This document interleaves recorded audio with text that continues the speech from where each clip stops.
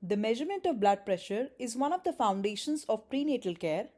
Taken at virtually every prenatal visit, it is the clinical tool which is used to predict and detect hypertensive disorders of pregnancy. Preeclampsia, which is one of the more severe forms of hypertensive disorders, has significant implications for both pregnant individuals and their babies, with more severe cases leading to worse outcomes. So you must be wondering why we need a standardized screen for preeclampsia. This is because studies have shown that low-dose aspirin, when given in the proper doses at the right time in pregnant individuals at risk of preeclampsia, reduces the likelihood of getting it by up to 60%. Recent literature has endorsed a validated multiple marker screening method for preeclampsia, which incorporates background historical factors with current pregnancy factors. This algorithm improves our ability to identify high-risk individuals who would benefit from timely introduction of aspirin compared to those who are low risk and thus require standard care. What is this multiple marker screen for preeclampsia?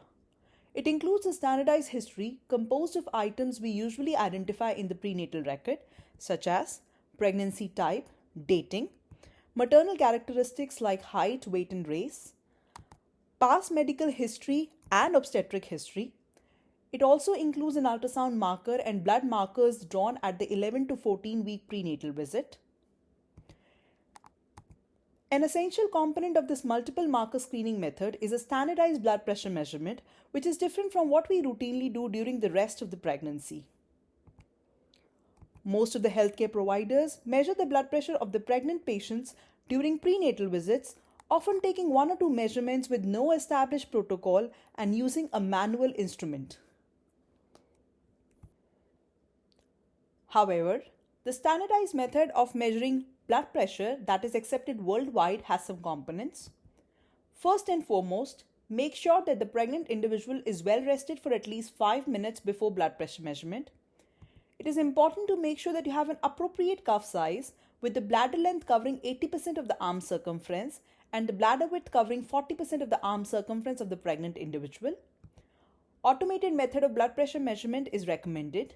Make sure that the pregnant individual's back is well supported, with both legs uncrossed and both feet touching the ground. Both arms are well supported and not hanging freely in air. The blood pressure cuff is at the level of the heart. It is recommended that 2 measurements be taken simultaneously in each arm, and the average of these 4 values gives us the blood pressure of the individual. Once blood pressure is measured using the standardized method, it is entered into the screening algorithm and preterm preeclampsia risk is generated.